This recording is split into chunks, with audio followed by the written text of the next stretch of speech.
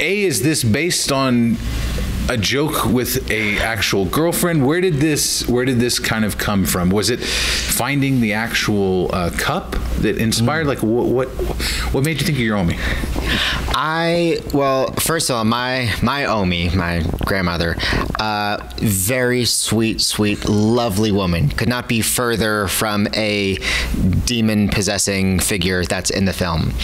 But where this kind of came from for me was that at the start of the pandemic, being inside more, I found myself yearning to connect more with my Jewish community and my family.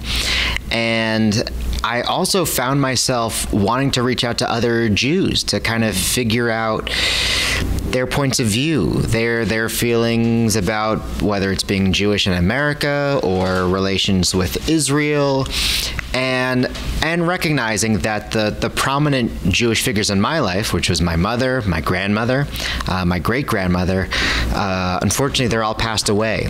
And so I kind of, in a more serious way, came from almost like a yearning to converse with them or talk with them, just to work things out about the experience of being Jewish, and then also wanting to have fun and wanting to do something that would be fun for me as an actor in my own apartment.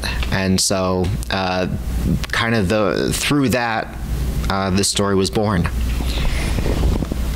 Did you always envision that you would play the possession part of it, in both parts? Oh, yeah. Where did you get the physical, like, how long did it take you to get the look, if you will? You know, that part actually was easy. That part for me as an actor, I was thinking, what would be something fun for me to do that I know I can do that will maybe surprise some other folks?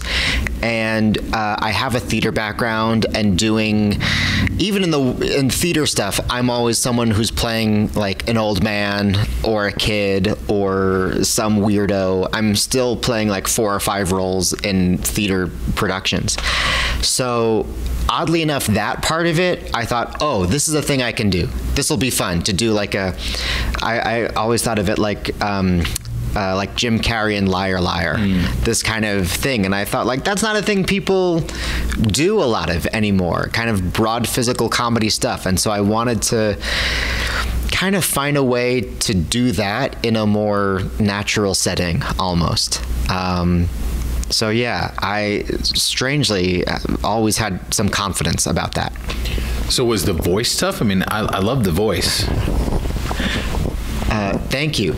That was really just came from me wanting to have some fun. I mean, I thought to myself, like, okay, I could go really serious with like a deep like Russian accent or something, or my own grandmother, she was German, or I could go that route. And then at the end of the day, I thought, like, I kind of have to make this world for myself. And if I'm having fun, then I think other people will have fun.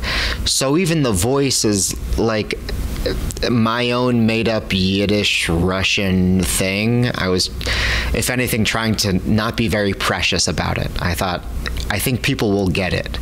And that was really my hope, is to be less kind of, I don't know, specific to like a Russian traditional accent or something. Although I have done, I don't know, various dialects, various accents for different roles, I thought, yeah, it'll be kind of a Russian thing, and then we'll see what happens. You mentioned earlier, was that, so this is your apartment? Mm-hmm. You get to film there, perfect. Looking at your apartment from the perspective of knowing that you're going to film in it, did you look at your apartment differently after having this experience? Like, I didn't even know I had this nook and cranny here, that this works. Like, do you visualize your apartment different? I absolutely do, yeah. I got all of my crew, my bare bones crew of just maybe 5 or 6 people, was me reaching out to kind of a fancy person, and then the fancy person saying, you can't afford me, here's my assistant, they need work. And so I had a person who was kind of my props and set deck person. And he made my apartment look way nicer than it is. But just doing small things too, that gave me, as someone living there, going, oh, I should get like a throw rug on my couch. That looks better. Or putting like a clock up in my kitchen. And I thought, like, I should get a clock in my kitchen. That's a nice touch. Or adding different colored towels in my bathroom than I have. So it was like set deck in order to spruce my apartment up, replacing a chair with a mirror, and then I look at it on camera and goes like, oh, that was smart. I should put a mirror there instead of that chair. So perhaps selfishly, it was a nice way to get inspiration on what to do with my space. You got a free renovation. That's pretty funny. Yeah. As far, you mentioned not a lot of people are doing this type of humor, which I think you're right. We haven't seen this in a while. Other than like Jim Carrey, were you looking towards any other inspirations? I mean, this goes back to Silent Age talent doing this. Yeah, I had a couple specific inspirations kind of going through my head as I was making this. The first big one is a film that came out last year called Shiva Baby. Yes. Yes, it's great. And as a filmmaker, I was following Emma Seligman, the director of that, and her trajectory with that film starting about 2 years ago, because it started as a short and then she made it as a feature, and if all goes well, this will be a feature coming to you soon. But how intimate that was, and how she really creates a sense of claustrophobia and kind of tension in one location. She's just in that house for basically that whole movie. So I was inspired by that. And then for myself, I love the Coen brothers and I love Judd Apatow. And I think between them, sometimes with the Coens, it's headier humor, and then with Apatow, there's more fart gags. And I was kind of thinking like, I think I exist somewhere between there, where I have stuff that will be fun if you're Jewish, if you have a sense of what a Jewish grandmother might be, but also hopefully some broader humor that relates to everyone. While thinking about, Jim Carrey and kind of like, I think of like 90s comedies, and that's kind of out of fashion right now to do broader stuff, physical comedy stuff. But anyone I talk to, who I'm in my 30s, don't tell anyone, but who, if they're a millennial or grew up going through the 90s, early 2000s, like Will Ferrell kind of comedies where they're a little more physical. And so, I was thinking, even on a really small scale, how can I do something like that and have fun? I've always dated chicks, so my next question is having to be able to poke fun at that and be able to touch it, but also have someone that's going to feed off of it. I loved her responses when she'd be like, "What'd you just say?" I thought it was some of the best moments in the film because it was so real. Having that dynamic, can you talk to me about reaching more than just, the Jews will get this? You know what I mean? Yeah. This is, yes, non-Jews will get the Jewish material, but they'll also understand the difference of anything. Maybe someone dates a Methodist and a Catholic. It translates so well by what you've shown. How much of that was a part of your mindset for this project? Yeah, as I was writing it, I did feel very aware that on a big picture level, this is something I think is happening in this country, in the United States, which is moving forward with more multi-ethnic relationships, multicultural relationships, and combining past histories, combining different places folks come from, which I think that happens all over, and it is always difficult, I think, at its core, figuring out, okay, so my family used to do these things in a certain way, and that's how I grew up. But you do things different than I do, but we connect, and in relationships, hopefully we love each other and we want to move forward. So what do we do? we navigate this terrain forward, and what do we carry on from our parents, our grandparents, our great-grandparents, the traditions we had, the cultural values that we had, into this multi-something future. So, you know, those questions, if anything, I think in this country are only going to get louder if they haven't already. And it's, I think those questions are really worth interrogating, even while we don't necessarily know what the best answers are. I like being in that world of like, well, we're trying to figure it out. I don't totally know what the future looks like, but I do believe that it is important to acknowledge our past somehow, our lineage, where we've come from, while being in that murky territory of like, okay, that's where I'm from, but this is who I am and this is what I believe. So what does that mean moving forward? And so, yeah, I do think that relates to anyone from any kind of a strong religious cultural background here in this country. Oh, I love that answer. To kind of flip it to the other side, some of the lines when she is in possession, technology intrigues her. Certain things intrigue her. I love the concept of taking someone from a certain world or certain era and you're putting them into this new thing. In thinking of potentially down the line of the feature, how much interaction will she have with her surroundings? Because I thought that in itself is a movie by itself. I loved that. Yeah. I mean, there's, I think it's like that SNL sketch, like the caveman lawyer, right? Where they're just like, there are moving cars and electricity and light bulbs. So like, yeah, that is an endless gag, and that's great. And if anything, that's more trying to find the balance of like, okay, I love cheap laughs as much as the next filmmaker. Anything to get the audience laughing and invested, I will say yes to it, and then in the editing room going like, all right, we need to move the story along. So I do think in the next iteration of this, in a longer version, that we get to see Omi in the flesh, interact with these people, with another actor, not just myself. So that seems like the next logical step for this.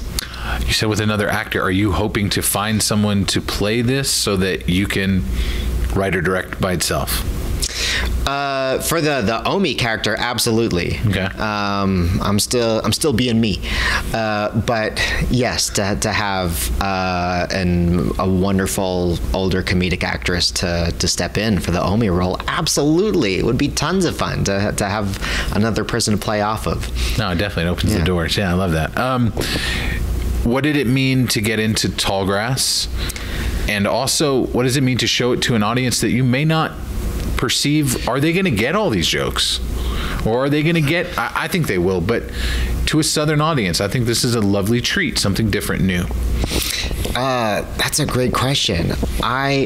First of all, what it means to get into Tallgrass, this is a festival that I'm coming from LA, I'm based out there, but I've been hearing about, I mean, when Movie Maker does these lists every year of the 50 coolest festivals, this has been on the list like every year for the last, I don't know how many years.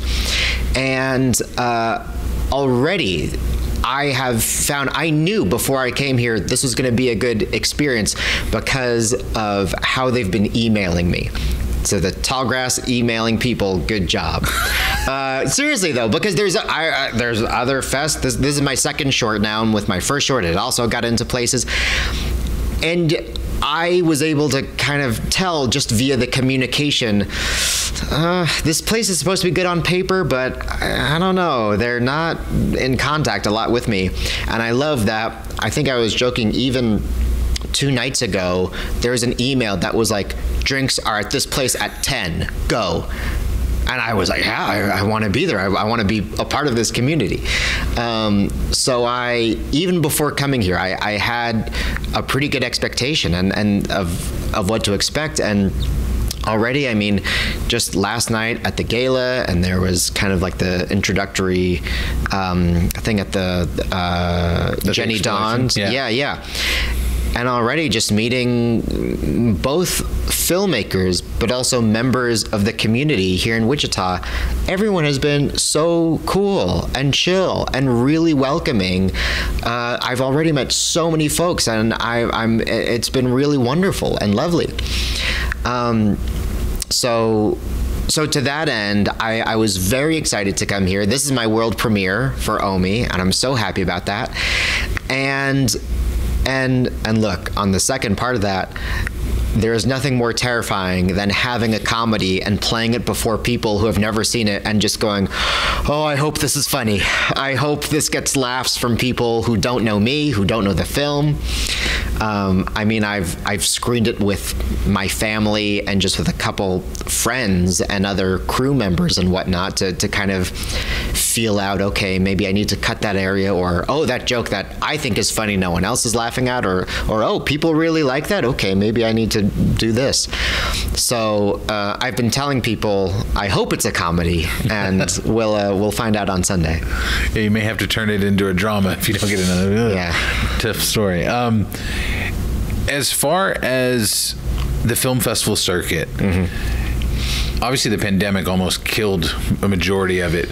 How important is it to a filmmaker, especially making short films, to have a circuit that you can showcase this work? Because especially with shorts, to get it out to the public is almost, you have to find creative ways. Yeah. I feel like I've been learning firsthand that there really is no one way to get your film to an audience. There are many different avenues, even within the film festival circuit. And as an example, knowing that I have this premiere here at Tallgrass at this prestigious festival that has such a good reputation, the thing I was doing yesterday was emailing the executive directors at JCCs all over the country going, look, I'm premiering at a cool place. So maybe now in Houston and Sacramento and Charlotte and I don't know, New York, Vermont, wherever, that this can then reach those smaller communities, the niche communities. And I think the tough thing is that every film is different. And even though I might have the same goals as another filmmaker here, which is I want people to see this film, I would love if it gets picked up by someone fancy or get some help distributed, that there are so many different routes to get to that goal. And so with a short I had a year ago and attending virtual festivals, it made it really hard to connect one-on-one. And I'm very much an extrovert, and I kind of need to be able to look someone in the eyes and say like, hi, how are you? What did you think of this thing, for better or worse? And there's, you know, as much social media as I might do to promote the film or having a virtual screening, there's nothing that replaces the live experience. You know, that's where the best contacts really come from. Even just last night, doing karaoke at 12:30 here and meeting locals after I did a really awful rendition of Say My Name by Destiny's Child, that I can meet someone and go, oh, and you just did that song? Cool, I'm Adam. Here's my thing on Sunday. Come on back. There's just no replacement for the live experience. So I'm so thrilled to be here in person in Wichita for Tallgrass. You mentioned earlier you screened it for family and friends. Obviously, they're going to love it to some extent, but what were some of the reactions you got from them that made you look at the film differently? I think my family was more concerned that this was more based on real life than it is for me. That they were like, wait, was this really your relationship with Omi? She was so sweet. And I'm like, no. It's if anything, it's more playing out my own psyche, my own inner conflicts about what it means to be Jewish today. So I think they were more concerned about that. But if anything, in a frustrating way, they were very sweet and very kind. And I wanted to be like, no, pick this to shreds. What didn't you like? What isn't working? What did you think of this music cue or the coloring of this scene? And I don't know, it's like my dad or my aunt or my sister, and they're going to be like, it's so good, it's so nice. And I'm like, I need criticism. I need, So they're all very sweet people, and I love them for that. But it's not always the best thing as a filmmaker. This voice you have with this film, I think it fits, it works. I laughed throughout. Is this the voice you're hoping to continue to do, or are you hoping just to open comedy doors, do something else down the line? Do you like this is the voice representing you right now? That's a great question. I do think the voice that I'm carrying through is very me, and it's very much my own voice. And it is kind of, as I mentioned earlier, somewhere, I think of it being somewhere between like the Coen brothers and Apatow. Somewhere in there is me with bringing my own sensibilities. And I will say, because I not only was acting in it and writing it, but directing it as well, I did learn firsthand how difficult it can be to describe that to other people, to describe it to my DP, as an example, to say, well, I'm doing this thing, and I'm kind of, going, this is kind of the comedy voice, and I made them a whole lookbook, of different, all the things I mentioned, of Shiva Baby, and Coens, and Apatow, and all this stuff. And it's also, though, so hard to describe unless you already make it. So then you can show to someone and say, oh, this is what you were thinking of. Got it. And that was the first thing I realized in the editing room, was that, as an example, the first scene that I filmed of the entire short, and it was just 2 days in my apartment. I was trying to move fast through this on a weekend where I could rent some stuff for cheap. There's a scene where the character of Matt, who's possessed by Omi, is eating some non-kosher food to try to get her out of him. And that was the first time a lot of the crew saw really what I was doing. I made a little video just on my phone to send to my DP to say, hey, this is kind of what I'm thinking of. And I filmed it just in my bathroom, of me kind of going back and forth between characters. But then once I got there, I saw the crew going, oh, this is what you meant that whole time. Okay. And so that scene on the page was much longer. But because it was the first one we shot and people didn't know what to do, once I got to the editing room, I saw, I didn't do a great job explaining this beforehand. And it's like we almost had to do that scene as a rehearsal for the rest of the film. So it's shorter than I intended, because that's just how it came out. But it was definitely a good lesson of how important it is to really communicate to the entirety of the crew, from makeup to lights to sound to DP, exactly the tone and the feel of the film that you're going for. And we find out she does like bacon.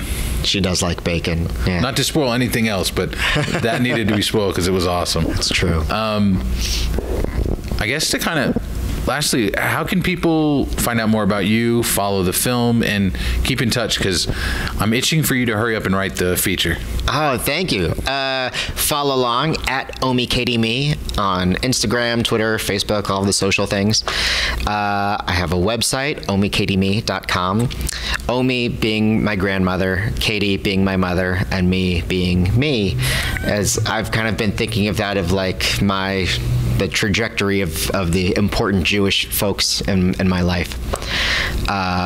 So yeah, and look for the feature at a theater near you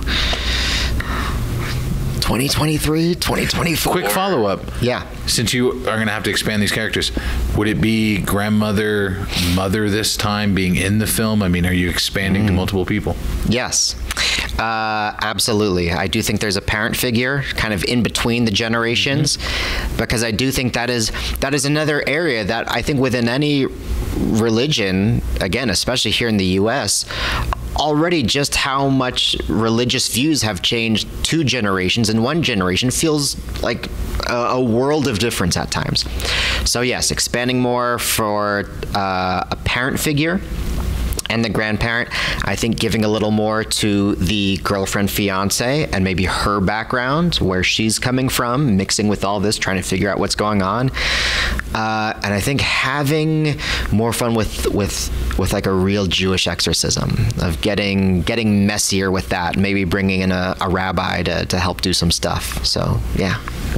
Yeah, I liked all the, I don't want to give away the spoiler of the ingredients, genius ingredients.